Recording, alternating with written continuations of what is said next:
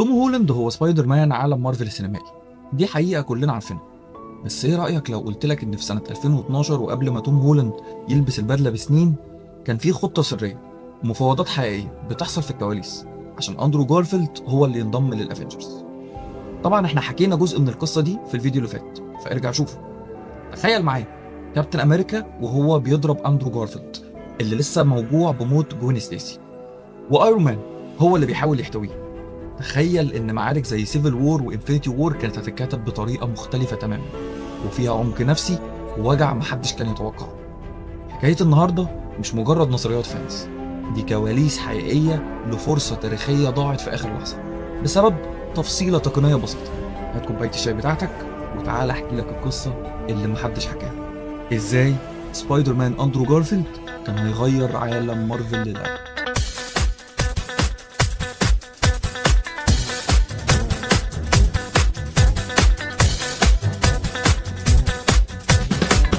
في 2012 كنا على موعد مع فيلمين من اكبر افلام الابطال الخارقين في التاريخ.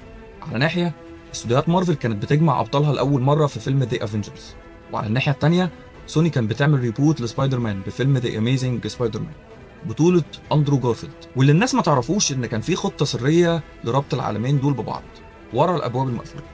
مارفل وسوني اتناقشوا فعلا في فكره ان هم يحطوا برج اوسكو في خط سماء نيويورك في فيلم الافنجرز. كان هيبقى مجرد مبنى صغير وسط اضواء المدينه، بس كان هيعني كل حاجه. المبنى ده كان هيأكد في صمت ان سبايدر مان جارفيلد موجود في نفس العالم مع ثور وايرون مان. فنانين الكونسبت ارت في سوني بعتوا فعلا الموديل 3 دي بتاع اوسكور بالمارفل، والكل حب الفكره جدا. المشكله الوحيده كانت الوقت. فيلم الافنجرز كان خلص تقريبا معظم شغل السي جي اي، فريق الجرافيكس في مارفل ما كانش عندهم وقت كفايه ان هم يعملوا ري ريندر لخط سماء المدينه بالكامل. الكروس اوفر كان قريب جدا، حرفيا في متناول الايد، بس ضاع بسبب ديدلاين تقني. لو البرج ده كان ظهر في الفيلم كنا ممكن نشوف سبايدر مان جارفيلد بيتمرجح بين عمارات مانهاتن في نفس الوقت اللي كائنات الشيطاري كانت بتحتل فيه المدينه. يمكن توني ستارك كان هو اللي هيدور عليه بعدين لما يشوف الطفل الغامض ده بينقذ الناس في الشوارع. دي ما كانتش مجرد استر ايج عابره واتحذفت، دي كانت فرصه حقيقيه لدمج عالمين سينمائيين قبل سنين من ظهور توم هولاند. اللحظه الضايعه دي غيرت كل حاجه. لو كان برج اوسكور ربط العالمين ببعض، مسار قصه اندرو جارفيلد كان هياخد اتجاه جديد تماما. في الخط الزمني البديل ده بيتر باركر ما كانش هيكتشفه توني ستارك اصلا. اول تواصل ليه مع عالم مارفل كان هيكون عن طريق منظمه شيلد، والاهم من كده عن طريق ستيف روجرز. في المرحله دي من حياته بيتر بطل من نوع مختلف تماما، بطل لسه شبح موت جوين ستيسي بيطارده، ولسه شايل ذنب انه ما قدرش ينقذها. كل ليله بيتمرجح في المدينه بيحاول يكفر عن ذنبه، بس الشغف اللي كان بيحركه بدأ ينطفي. فلما منظمة شيلد هتبدأ تحقق في قراءات طاقة غريبة وتكنولوجيا متطورة طالعة من برج أوسكور، بيلاقوا شاب صغير بيعمل نفس شغلهم بالظبط، بيحمي الناس، بيوقف الجرايم، ومش مستني أي مقابل. ستيف روجرز بيشوف كل ده. ستيف كان مكان بيتر باركر قبل كده، بطل بيحاول يعمل الصح في عالم مش دايما بيكافئ على ده. عشان كده شيلد بتبعت ستيف مش توني عشان يتواصل معاه. كابتن امريكا مش هيتكلموا عن البدل الذكيه والتكنولوجيا، هيتكلموا عن الشجاعه والتضحيه، ويعني ايه تفضل تحارب حتى وانت خسران كل حاجه.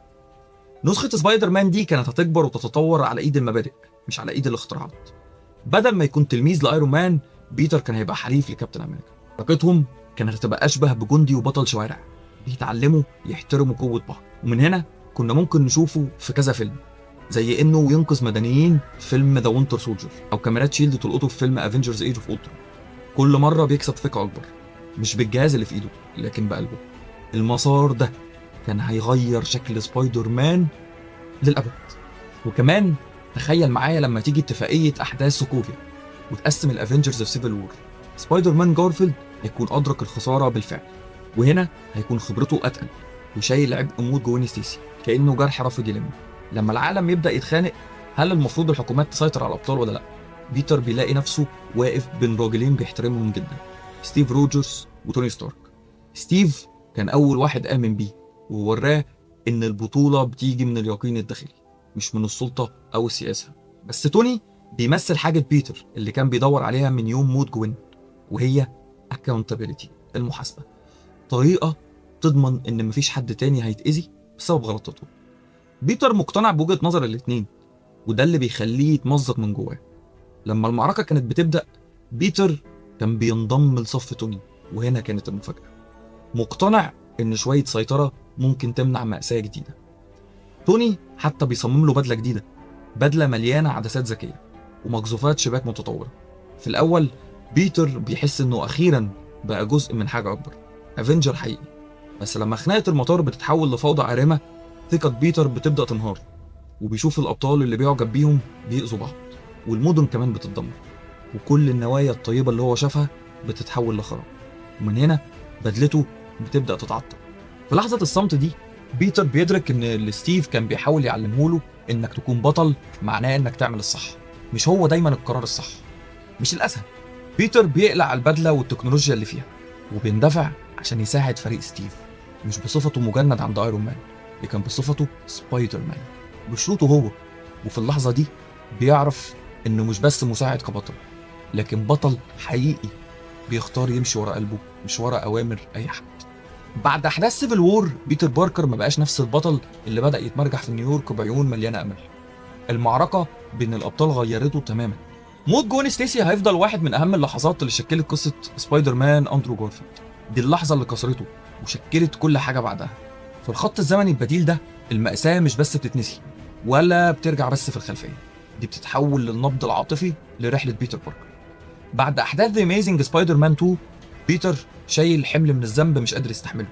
كل عملية إنقاذ، كل مهمة، كل حاجة بيعملها بالليل هي طريقته عشان يعوض موت الشخص الوحيد اللي ما قدرش ينقذه. جوين ما كانتش مجرد ذكرى لحب ضائع، جوين هي البوصلة بتاعته، الصوت اللي في دماغه اللي بيفكره هو ليه بيعمل كل ده. خسارتها بتدي معنى لكل قرار بياخده، والأساس العاطفي ده هو اللي بيميز نسخة جارفيلد عن أي سبايدر مان تاني احنا شفناه. ولما شخصية ام جي بتدخل القصة أخيرا، دورها بيكون مختلف تماما عن اللي الفانز متوقعينه. هي مش بس زميلة الفصل الغريبة أو البنت اللي بيقع في حبها من أول نظرة، دي حليفة عبقرية في التكنولوجيا، حد بيساعد بيتر يتتبع بيانات أوسكول، يفك شفرات التكنولوجيا الفضائية، وينبش في أسرار منظمة شيلد. في الأول كانت مجرد شريكة في المهمة، بس مع الوقت ده بيبدأ يتخلق ما بينهم رابط مش جاي من الرومانسية، بس جاي من الثقة والتفاهم. بيتر بيقاوم إن هو يقع في الحب تاني، لأن ذكرى جوين لسه جواه، مش عايز يستبدلها. وده بيخلي الكيمستري بينه وبين ام جي حقيقية وناضجة جدا. علاقتهم بتتطور ببطء، مليانة لحظات هادية، خطر مشترك وصدق عاطفي. دي مش قصة الحب المعتادة بتاعت الكوميكس، دي قصة عن التعافي، التسامح، وإنك تتعلم تفتح قلبك من تاني. في وسط كل ده، ستيف جوين عمره ما بيغيب، هي القوة الصامتة اللي بتواجه اختياراته، السبب اللي مخليه يكمل في إنه سبايدر مان. في الخط الزمني ده بتاع أندرو جارفيلد كان فيه تلميحات عن قصة سينستر 6. الأفكار دي كانت ممكن أخيرا تطلع للنور. بعد سيفل وور، بيتر بدأ يلاقي مكانه في عالم مليان بالآلهة، الجنود والعباقرة، بس حتى هو بيتأقلم في حاجة أظلم بتطبخ في الكواليس. أبحاث أوسكورب القديمة اللي اترمت بعد سقوط نورمان أوزبور بيرجع يحييها عالم اسمه مايلز وارن. العالم ده بيبقى موهوس بالاستنساخ والكمال الجيني، تجاربه بتاخد منعطف شخصي جدا لما بيستخدم الدي ان ايه بتاع جوين ستيسي. ده بيقودنا لواحدة من أكتر القصص العاطفية لبيتر. جيكل بيدعي إن هو يقدر يرجع جوين للحياة، بس بيتر عارف الحقيقة، الست اللي واقفة قدامه ممكن يكون شكلها وصورتها زي جوين، بس هي مش نفس الشخص اللي هو خسره. الخط الفاصل بين العلم والأخلاق بيختفي. بيكبر بيتر يواجه حقيقته، إن في حاجات من الماضي المفروض تفضل في الماضي. في نفس الوقت ملفات أوسكورب القديمة بتبدأ تتسرب لإيد المجرمين والمرتزقة، وده بيؤدي لظهور تحالف مرعب ما بين سينستر 6 ودكتور أوكتوبوس، عبقري بس مكسور. وكمان فولتشر بيحاول يدور على الانتقام بعد ما خسر إمبراطور تكنولوجيا. ميستيريو بيتلاعب بالواقع نفسه عشان يخلي العالم يشك في سبايدر مان.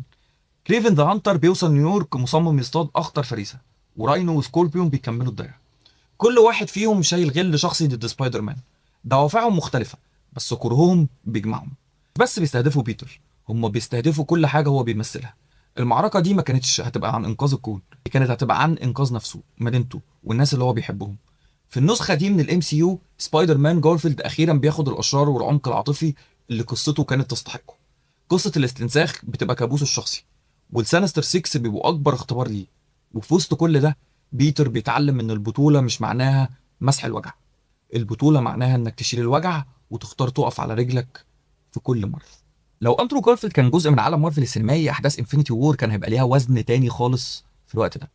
بيتر عاش بالفعل ألم لا يمكن يتخيله، خسر جوين، حارب السينستر 6، واتعلم ان حتى الابطال ما بيقدروش ينقذوا كل الناس. فلما بينضم للافنجرز عشان يواجه ثانوس، مش هيكون المجند الجديد المتحمس اللي احنا كنا فاكرينه، هيكون اهدى، مركز اكتر، ومحمل بكل شيء خسره قبل كده. توني ستارك بيحس بده فورا، الرابط بينهم ما بقاش مجرد معلم وتلميذ، دول بقوا راجلين فاهمين يعني ايه تشيل الذنب. توني معجب بصمود بيتر، وبيتر اخيرا لقى حد مؤمن بيه من غير ما يحاول يغيره او يستبدله. عشان كده لما بيحصل السناب، اللحظه دي بتضرب بقوه مضاعفه، وبيتر بيبدا يتلاشى ويتحول لتراب. مفيش اي رعب في عينه، مفيش غير كسره قلب بيقول لتوني انا اسف، مش لانه خايف، بس لانه حاسس انه خذل حد تاني للمره الالف. توني بيحاول يمسكه وبيوعده ان هو هيصلح كل ده، ودي اللحظه اللي كانت هتدمر توني ستارك تماما طول فيلم افنجرز اند جيم. الذنب هو المحرك لكل خطوه بيعملها توني. هو مش بس بيحارب عشان يعكس السناب بتاع ثانوس، هو بيحارب عشان يوفي بوعده لبيتر.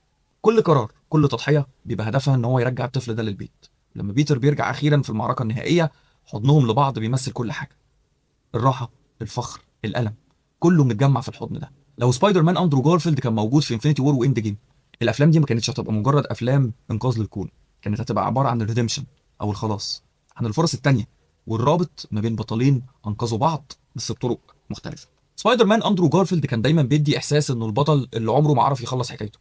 لما فيلم اميزنج سبايدر مان 3 اتلغى، الفانز اتسابوا متعلقين في الهوا. ما كانش فيه نهايه حقيقيه، كان فيه مجرد جرح مفتوح في عالم سبايدر مان. بعد سنين لما جارفيلد رجع تاني في نو واي هوم، دي ما كانتش مجرد مفاجاه لذيذه، دي كانت لحظه عاطفيه جدا، فكرت كل الناس قد ايه هم بيحبوا النسخه دي من سبايدر مان. هو ما كانش هيرجع لظهور قصير وبس، ده كان هيبقى جزء رسمي من الافنجرز، يكمل رحلته وياخد اخيرا النهايه اللي كان يستحقها. الفانز كانوا هيشوفوا سبايدر مان بتاعهم بيكبر، بيلاقي الامل من تاني وبيتحرك لقدام بجد. الموضوع هنا مش مجرد فيلم سوبر هيرو، الموضوع هنا عن الفرص التانية، عن الخلاص، وازاي القصص اللي احنا بنحبها بتفضل عايشه جوانا. وكأن اندرو جارفيلد الممثل حقق حلم بيتر باركر بتاع الكون بتاعه وبتاع الشخصيه اللي هو كان بيمثلها.